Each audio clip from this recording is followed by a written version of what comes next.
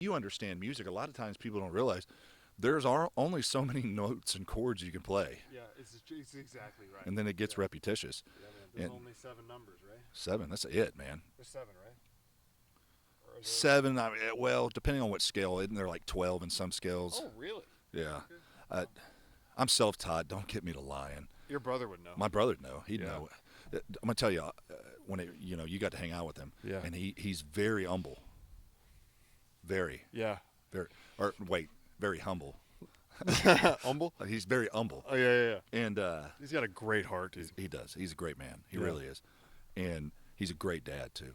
I believe that. But when you start talking about music, he is so musically inclined and remembers everything about music. You can say an older artist, he'd be like, "Oh yeah, they recorded that in 1979. It was part of this album." Like just Well, you guys did that a little tonight when he Yeah. was talking about the. First of all, he was talking about his guitar pedals. Yeah. And we were just talking about that. And then you just threw off this song. Like you started singing a line of a song. And you're like, which song was that? And then he's like, oh, I think it was from this album. yeah, it's unreal. So like when we would play trivia, and if there was like any music, people were like, "Y'all can't be on the same teams." And Because y'all just we obliterate everybody. Obliterate It's everybody. not fair. We do it the Kier's way, with class and style. Domination. Bow Sorry, before your not sensei. sorry. Like my dog. You see my dog bow before me all Yeah, the I time? see the training has Yeah. been fully commenced at He the does Pierce listen house. well. He does listen very well. He's a good dog. Oh, I was talking about Joseph. No, I'm kidding. So They both do so well. they do so well, but Roman does listen very well. But it's taken some working with him. He's got a little. He's still puppy. Yeah. He's got I wish some we had things. him in the podcast. We could put him a stool right here. That'd be perfect. I'm sure he would stay put. Yeah. Well, he would if I told him to stay. Oh, is that right? Oh, he wouldn't move. He'd just sit man. right there. He'd be staring at his girlfriend. Yeah, he would Is be that too. not pitiful? Yeah. Y'all don't understand. The neighbor's dog's in the heat. He literally, since he can't go anywhere because we won't let him, he sits and stares 150 yards off where she's at, and he will not He move. does. He just He stares. does. He goes like a little bit further down wind here, and then just so he could look over across the way. And So if we funny. turn our backs, pew, Yeah, he bolts. he gone. Golly. It's so funny. Yeah, that could preach. So we're out here in Backyard Chronicles. Under the fig tree. I like that. That's Backyard right. Chronicles. And you're wearing the Unashamed hat. You do some Unashamed boot camps, man. Tell us about it. Yeah, Unashamed Bootcamps. So essentially, what they are is, we just take. I'll go to any church that wants to be mobilized in the gospel. Well, I shouldn't say any church. If you're a Bible-believing church and you love Jesus and He's the Son of God, I'll Let's say I come. know a good Santeria. And, yeah, woo. We'll just spend typically we do like a full day. So we'll do from basically 9 to 3. 9 to 5. It depends on the church, the culture of the church. We might do like a Friday night and a Saturday morning.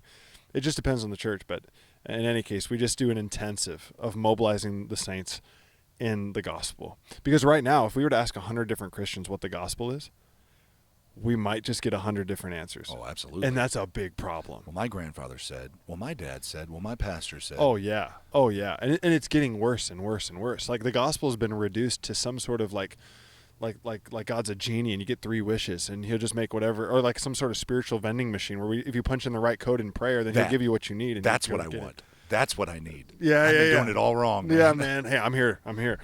But so we want to first, what we'll do is we equip the church in the gospel. Like, so the people that are there, we go through the nuts and the bolts of what the gospel is. And then everybody practices sharing the gospel. Wow. Everybody. Yeah. Everybody preaches the gospel at least 3 times in the boot camp. And then we go through a bunch of other things. It's a full-on intensive. We mobilize the saints, and we get after it. And we even go out during the boot camp, and we do outreach together, 2 by 2, just like Jesus sent His disciples. And the fruit of it has been amazing, absolutely amazing. I've got a guy I really wanted you to meet this week. I got a hold of him, but they already had some plans this weekend, so he wasn't able to make it. But they do a street ministry. Okay. And they go down and help feed the homeless, love them, care Man. about them. It really takes a strong degree of passion. But I really wanted to team you up with this guy, and his name is Daniel. Okay. And, That's my middle name. There you go. It's meant to be. Jake, Next time. Jake Daniel. That's me. Jacob Daniel. My mom Jacob. would appreciate. Jacob Daniel. That's Okay. only when I'm in trouble. Oh, okay. Yeah. See, my brother. Jake Daniel's too close to Jack Daniels. My brother has the Here's best some name. steak seasoning. There you go. You don't need no Jack for them steaks, man. All you need is some jalapeno. Some charcoal and some jalapeno olive oil. Olive Give me oil. some of that. You And know- a nice salt brine. Watch out. If you and your wife come down, we'll take a road trip, and I'll take you out north where you get it and go out in their little olive fields. Oh, they got the groves out here? I'm sorry. That sounded real They're little olive fields. Okay. I hate to say it like that. That's so horrible. People, how's your little podcast going? Wow, thank you for that. Yeah, how's your little boot camp going? It's really great. Isn't it funny how we do that in our nature? Like we degrade things. Oh, Instead sure. of saying like, hey, how's it going? How's your little, Yeah. It's so bad, isn't it? It is. It's But terrible. I'll take you out there and let you guys see. That'd be But amazing. That's amazing that you're able to do that with people. And you would think more people would want that. I think sometimes maybe the roadblocks we could run into to that is only, like you said, so many churches define the gospel differently. Yeah. Oh, yeah. It's like, well, can we go line upon line, precept upon precept, and really decipher this out and really get into it? Yeah, and then communicate it. Many times in these boot camps, bro, people have never shared the gospel before. That's insane. Never. Well, it's not insane. I mean, that's believable. Yeah, sadly, right? Yeah. So many times I'm standing there watching them, I'm helping them, I'm coaching them, and some of them, they're fumbling through it. But, man, praise God, they're sharing the gospel for the first time. Wow. And it's amazing. So by the time we're done with the boot camp, they've already shared it 3 times. In fact, it's actually technically 6 times at the end of the boot camp. And then they go out in the community and we actually go do it, which is amazing. But, yeah, the time is now. And I think the tide is turning in the church. Where before, like, the least attended meetings in the church are, like, prayer meetings. Right. And evangelism trainings. Oh, yeah. Which there really aren't very many of those in general. Yeah. But what are the most attended? Healing meetings, the prophetic meeting, come and give me my word, or I'm contending for my healing, or miracle breakout revival meetings. Those are the most attended. Why don't they have those healing services in the cancer wards? Yeah, I don't know. But why is it that we attend the healing and the miracle and the prophecy meetings, but we don't attend the prayer? It's because we're self-absorbed. Yeah, it's crazy. Yeah. But that's changing. It is. That's changing. It is. I was just in a small town. We did a boot camp, and we had there's 2 churches teamed up to do it together, which was wonderful. That's awesome. Yeah, and then we had there were like, I don't know, 50 some students there to learn, and we went out in the community in less than 1 hour. Pastor David. 1 hour. In less than 1 hour, we saw 38 people hear the gospel, 24 people were prayed for, and 3 people were born again. Wow. Now I understand that's not like Reinhard Bonnke numbers. That's not Billy Graham numbers. But dude, That's in numbers. one town, 3 people got born again. That's people. 38 seeds were sown, and that was less than an hour. Everybody was really rushed, Yeah. But anyway, so the tide is turning in America, man, and the church has to be mobilized, bro. If there are what is it, 8 billion, almost 8 billion people in the world. Yeah. We've got 2.2 billion Christians.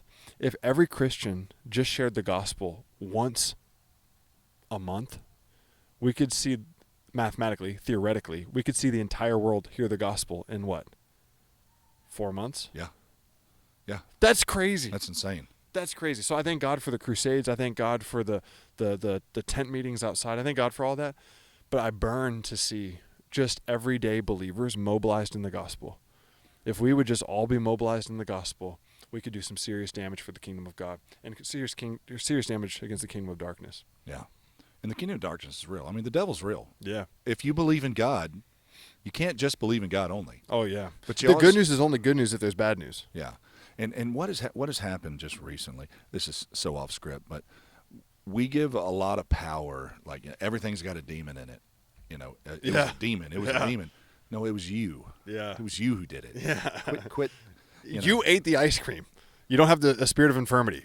You had too much of that gooey butter. I woke up at 2 in the popcorn morning regretting eating the ice cream.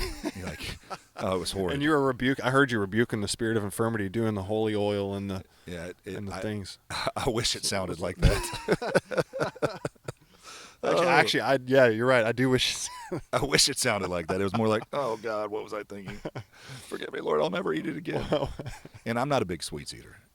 Right. And Which is why it probably tore you up so good. Tore me up, and all the candy. Yeah. And what have I been doing to you? I know. So sorry. Well, like I'm on vacation. I'm like, Jake's here. I can do whatever I want. I think we talked about this earlier.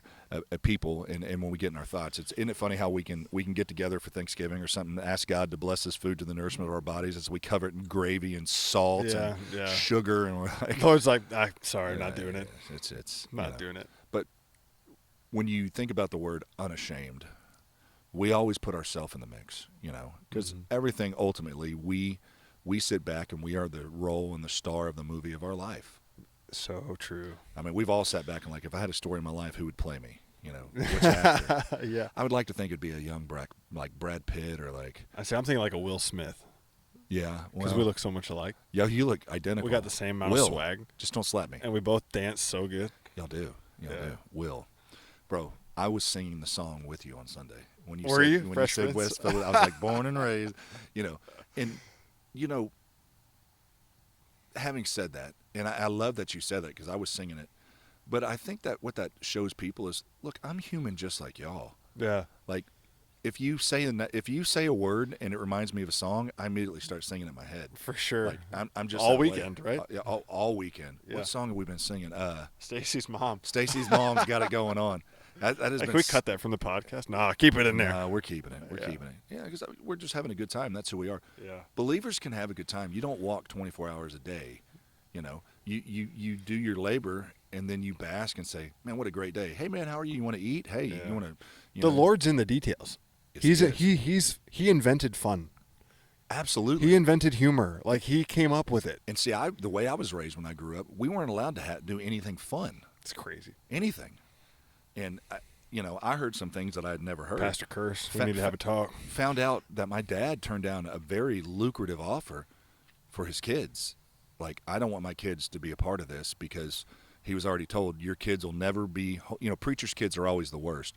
No, y'all are just looking at them. They're doing everything your kids are doing. Your kids are probably doing worse, but everybody wants to, Pick on the. feel better about themselves. Well, my kid's not doing that. I remember we had a lady, I think I was 19 years old. I was 19 when I graduated because I had a late birthday, and we just had this lady that was just, she had the answer for everybody and everything. And one day we had a get together at somebody's house, and she showed up to stand outside of the house to make sure everybody was doing everything proper. Lovely.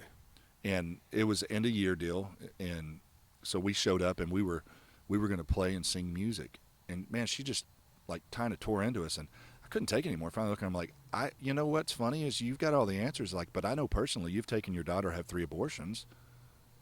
Wow. Where were you on that? Wow. Well, suddenly now you're judging. Man. Don't throw fact out there. That we're in a factless generation right now. What did Biden say? We choose something over facts. I have no idea. Yeah, he got it and said we choose something over facts. Really? And feelings over facts, really, right now. Oh, that's the truth. My yeah. feelings are 100%. So when you're dealing, and you said 50 kids at this Unashamed Bootcamp, you're dealing with 50 different personalities. Yeah, it's true. 50 different homes. 50 different. I mean, all different ages. All different Older, younger, everything. So you're hitting every spectrum of immaturity, maturity, testosterone, Personality, personalities, interests, hobbies. puberty. Totally. My daughter's going through puberty right now, and it's been a real eye opener to me. Like, she's happy 99% of the time, but there's some times she wants to be left alone. She's cramping, her stomach's hurt. Man, she's gonna hate that I'm sharing this, but it's part of life, Sure. And she just wants to be left alone. Sometimes I'm like, what's wrong with Peyton? No, I realize she's changing. She's going through what God ordained women to do, Yeah, right. and men. Right. So when you start dealing with people, and that's just it. You're dealing with all these different personalities. Sometimes when you deal with somebody unkind, you just think they're a jerk, and then you find out they've had a couple back surgeries or their legs are messed up. No, they're not mean. They just don't feel good. And when you don't feel good, sometimes it's hard to put on that niceness. And it's not that you're not being nice. You just kind of get short and nippy, and you don't have time for the fluff. And so when you're dealing with people, you really have to err on the side of grace, in the side of I don't know you. I know your name, and just because I know your name and we've hung out for an hour, I really don't know you. But there is unity in the body of believers. There should be. Should be. Yeah. And whether you're Whether Baptist, you're Baptist or Presbyterian, whether- yeah. Methodist, I know we say Baptist a lot. There's tons of Baptist jokes. There really is. Oh, for sure. There's so- tons of charismatic jokes. Yeah. There's tons of Catholic jokes. Tons of Catholic jokes. Tons of yeah, all of them. All of them. So We all got our stuff, dude. we're equal opportunity pickers. Yeah. We pick on everybody. Yeah. And you can pick on me, Yeah. And that's the thing about being unashamed. I have a checkered past. Guess what? So I'm going to keep doing what I'm supposed to do. Yeah. There's times I didn't think I was going to keep doing it. I thought I was going to hang the reins up and just say, you know what, I'm going to find something else to do. Wouldn't have been happy. But, you get to that place sometimes in life. And if you've never been there, then you've probably never been through a real trial. Yeah. You've never been through a real, and I gotta throw out like some of these pastors I know that are unashamed. I know guys that have given their everything so they can reach people, and they have families on board. But I also know guys who've given their everything while their families have perished. Man. Can't do that. Yeah, right. Can't do that. Yeah, got to keep it in check. Your kids need you. Your Yes. spouse needs you. I know those people need Jesus, but they need you more. Yeah. Yeah, they need you more. Yeah. And make sure you know the fields are white. Make sure there's no harvest that needs to be done in your home or people that need to be taken care of. I know we're speaking in metaphors right now. Make sure things are good at home. Yes. You know, Yes. I saw a meme. That's a word I never thought I'd ever use years ago. You know, I didn't even know how to pronounce it. I'm like, what are memes or memes? I had no clue. Like meme doesn't That's even funny. it doesn't even spell right. M-E, Yeah. M-E? How is that meme? Yeah, I have no idea. Yeah. No idea. We're just inventing stuff out there. You know what? You came to Houston. I'm not going to say it. Next time you come, I'm going to drive you to a couple roads, and I'm going to ask you to pronounce them. And how we can tell people are from not Out of from town. around here is if they see the names of these I roads. messed up. Humble. Yeah. Humble. Excuse me, I did it again. So there's a It's road Humble. called Kirkendall. Okay. Kirkendall. How do you spell it? Kuyên. I'd have to look it up. I'm dyslexic. But there's no R in it. Okay. Yeah. That one. So when people Well, you called Whataburger Waterburger. Whataburger. Yeah, it's like I don't know if I want water in my burger. Yeah. And then you Sounds had it and you're terrible. like, I don't care what they call it. Just Put give it to water me. in there. I don't Just give care. it I to don't me. know what it is, but it's great. But people say it and they're like, Kuykendall, you know. They don't know how to pronounce it. Yeah. You're not from around here. Well, guess what?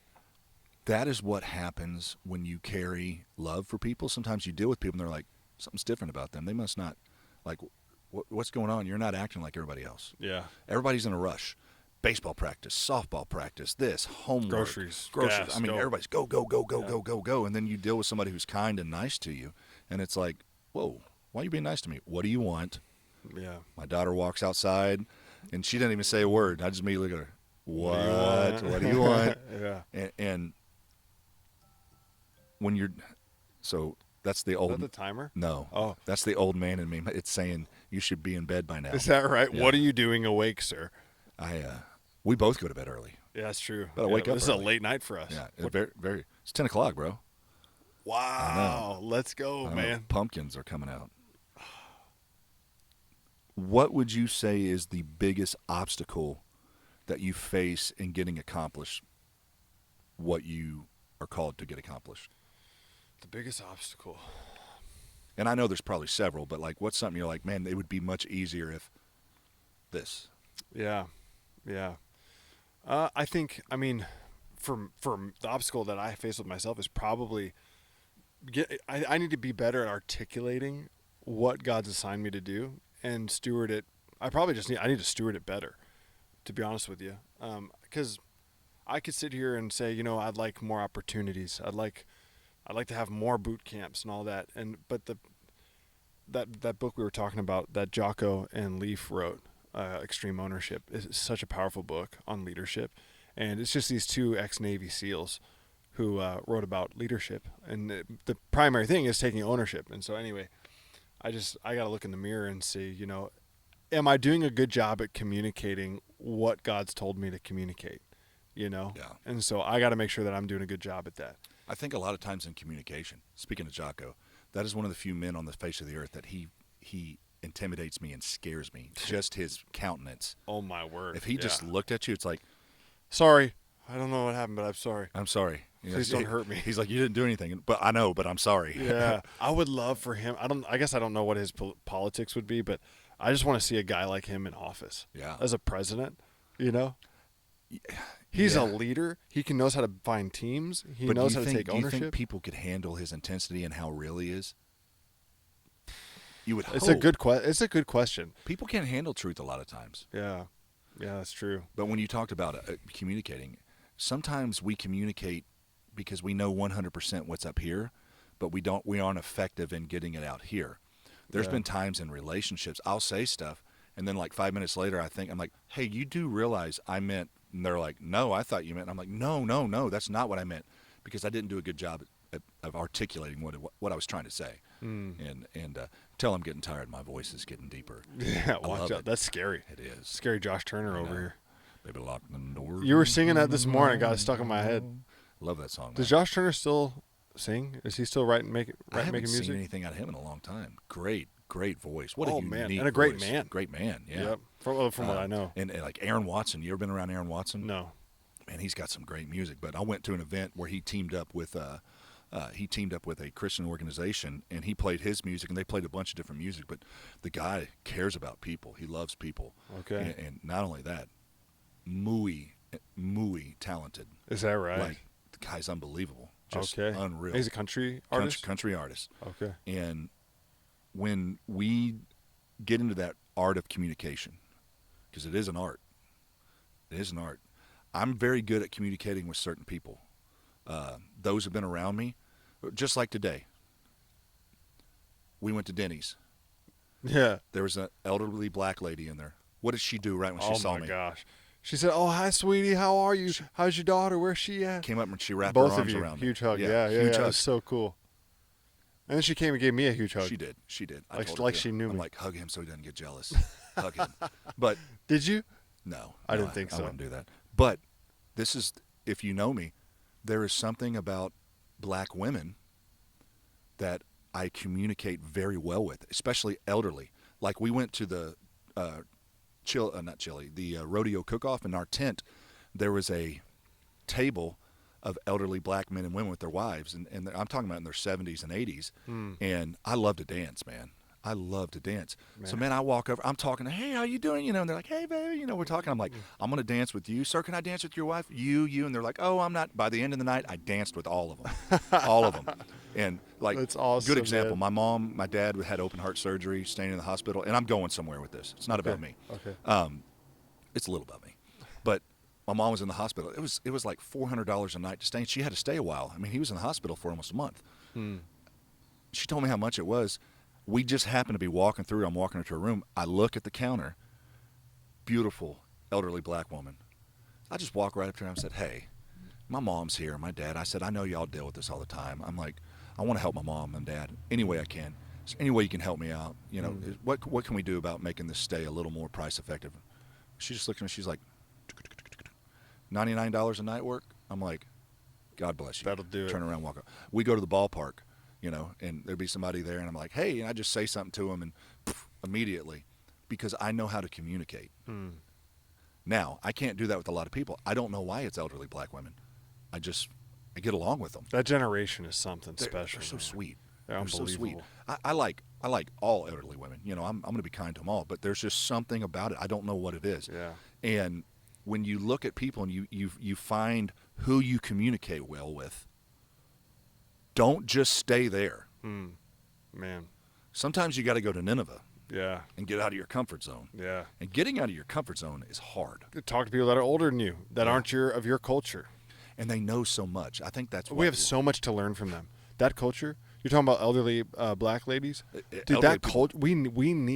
We have so much to learn from them. Absolutely. That culture, especially that race and that culture, they came, or in that age, excuse me, they came from deep roots of loving Jesus, man. Oh, man. Like loving Jesus and everything in their lives. I've probably done 20 to 30 funerals for black families.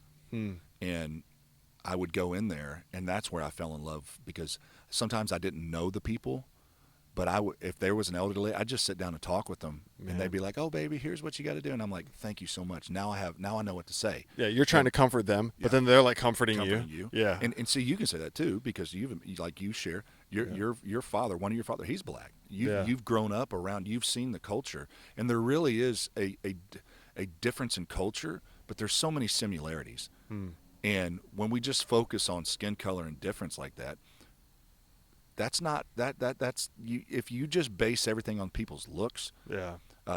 I have seen some of the most wealthiest people I've ever met, and when I say wealthy, I'm talking about uber wealthy. You would never know they're wealthy, because their importance in life is their family, Yeah. and people. Yeah. And when you get to that place that you're unashamed, don't just go to what you're good at. Start there. Yeah. Start there, but don't get in a comfort zone to where I only go to this. you know. Yeah. And I got a problem talking to older white women. Sure. I'm being honest. Yeah. I do. So, you know, and thankfully the ladies I deal with at our church, I've had a widow's ministry for years and went and take care of and got people, and I couldn't do it That's anymore. right. You have. That's right. And I couldn't do it anymore physically. I facilitated other people to do it. Mm. Not because David's great. No, somebody else had a vision. I said, hey, look, I already got a field you can go work in. We already got that road paved. Man. Get people behind you. Yeah. And what you're doing with the Unashamed, you're giving people the tools, but it's more than the tools. It's like, no, we're going to go do it. Yes. We're trying to facilitate others to do it In their community. So that way when Jake leaves, it's not about Jake anyway. Yeah. Jake just came, showed you the tools you already had, and then let you loose, man. Yeah. That's all there is to it. What's in your hand? That's it. What's going on around you? That's it. And when you get a burden for people and love for people, it's not always going to be about trying to win numbers for a notch in your belt. Yeah. It's going to be like, I want to know that you're doing well. And I haven't always thought that way. There's a lot of times in life I've only thought about myself. You know, I went through a long time where it's just about me. Forget everybody else. I'm going through a hard time. It's going to be about Dave for a while. Yeah. And when you come through that and the compassion it gives you for other people, but also when you go through heartache and heartbreak, you learn to recognize it in other people much better than you could before. Man. And there's a lot of broken people walking around. Yeah. And when we think of broken people, we think of, you know, Bobby Joe on the street corner who doesn't have a home. We think about the person, you know, no, from the lowest of the lows to people who live in the highest of highs. The wealthiest, yes. There's so many broken people that are malnourished when it comes to love, affection. Oh, yeah. How to receive love, how to give love, and if you're a parent, we had a couple that just moved to Huffman, awesome older black couple. They drive school buses here, man. Just really get along with them. But the lady said something to me, and I think I shared this with you. She said, you know, for the longest time I thought I had a difficulty towards men, and I would just, you know, I wouldn't let any man do anything for me and love him. And she said, then I realized I never had a man in my life to show me love growing up as a girl. So I did everything by myself.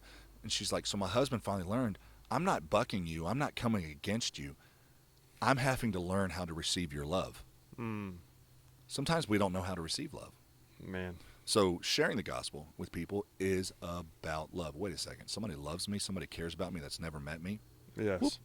Just dodged you. That was wild. Jesus. Get that on slow-mo. I know. My God. They're coming out. Somebody's going to watch and be like, those are demons. they're swooping, What are they doing? They're swooping down at you. Yeah. Hey, we had a vision that we were going to get the smoke machines out. And then we're like, wait a second. No, people are like, what are they doing? Yeah. What were they doing on break? Right? Nothing. Yeah, nothing. Next, we're going to get Roman out here. We're going to hear from Roman. Roman. But I love what you're doing, man. And I'd love to try to get something together with some people around here Man. and have you come and talk to these people. And it's not about you. Yeah. I love Absolutely that you say not. that. But you know what you're doing. Yeah. You know how to equip. Yeah, we know the assignment. Yeah. Man. And that's just it. Knowing your role Yeah. in every aspect of life, not just ministry. We can't always obtain things to just ministry because there are positions we have to render Caesar what's Caesar's. We're going to have to work, and the Bible's clear about that. If a man does not work, it says don't let him eat, but it actually goes a little further. If you'll go read it, it says if a man does not work, have no affiliation with him and put him to shame. Strong. That's in the Bible. Yeah. Nobody wants to talk about that. We want to talk about, we talk about a lot of stuff that's not in the Bible. Yeah. Not in, and we could go for hours on that. But as y'all continue on that, I'm hoping people watch and they see your countenance, they see what you're doing, and I'm going to put on here the way they can get in contact with you guys, and getting somebody to show up and say, hey, look, there's a job that needs to be done, and I'm not saying you're not doing it right. I'm saying let's do it. Yeah.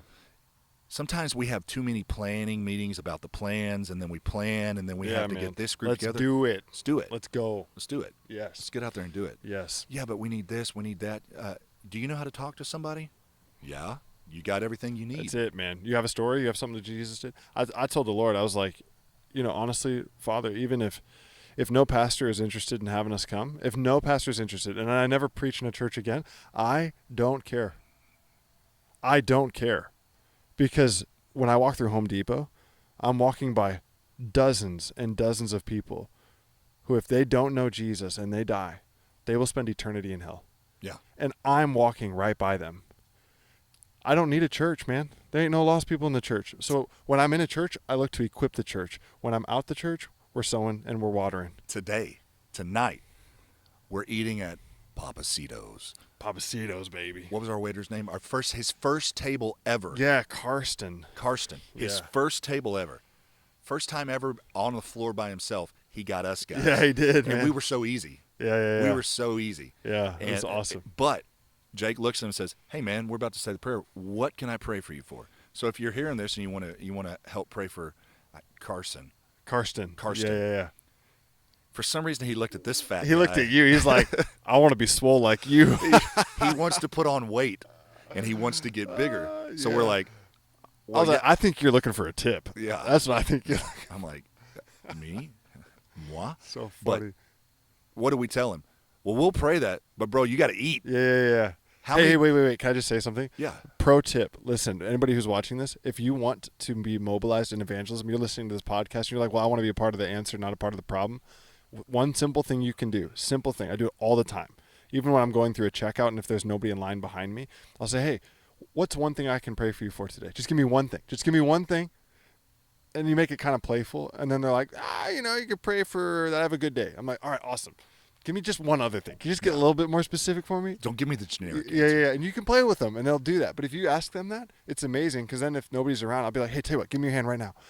And they give me their hand, and then we'll pray right there. And as I'm praying, it's like sometimes the Lord will give you insight, Yeah. which is amazing, and you can lean into that. Oftentimes while I'm praying, I pray the gospel. And I don't know if there's probably people way smarter than me that can whatever, but I will literally just pray the gospel over them. And then when we're done, I'll be like, hey, have you ever given your life to Jesus? And they're like, no, I have not. And Some people have never oftentimes been asked that question. yeah, for real, man. And it's so beautiful. So anyway, that's just a little tip for everybody. If you want to step out and just be brave and just say, hey man, what's one thing I can pray for you before I eat or something? It's awesome. And oftentimes we didn't do it with him because he was kind of awkward and he was like Yeah. leaving and stuff.